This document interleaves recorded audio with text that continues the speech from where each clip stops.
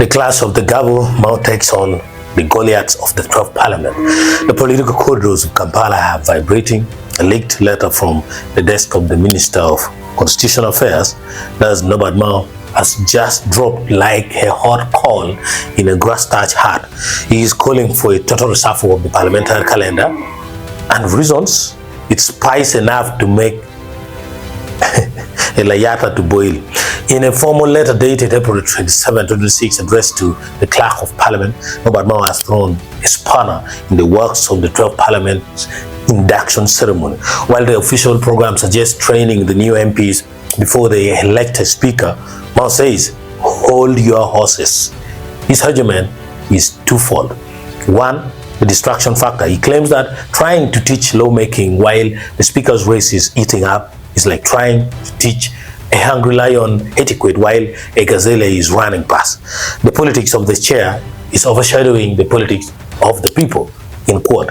Two, the bias allegation. Mao isn't pulling punches. He suggests the current list of orientation speakers is packed with loyalists of the outgoing speaker, aimed more at campaigning than coaching.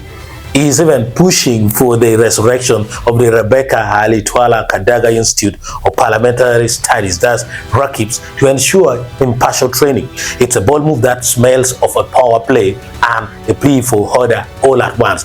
In the land where the sun kisses the night, the elders say, you do not count the chicks before the hen is caught.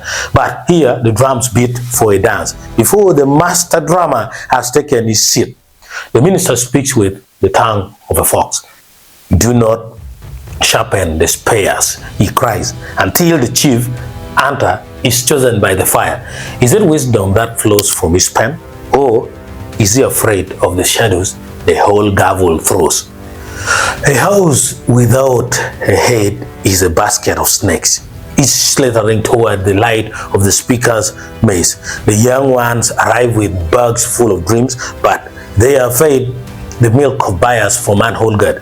Mao stands at the gate, shouting to the wind, let the leader be born before the followers are late. With the nearly two-thirds of the 12th Parliament being fresh faces, this isn't just a procedural thief. It's a battle for the soul of the next 5 years. If the induction is used as a campaign trail for the speakership, the quality of lawmaking might just fall into the cracks of political ambition. Mao's sports team analogy is clinging. You don't go to training camp before you know who the captain is. But in the high-stakes game of Ugandan politics, knowing who the captain is might be the only thing the players actually care about. Stop everything. Is this a masterclass in constitutional order or a calculated strike against a political rival? The 12th Parliament hasn't even fully sat down and the chairs are already flying. Drop your comment. Should we elect the speaker first, or Mao's concern just shaking the matchbox? Stay tuned.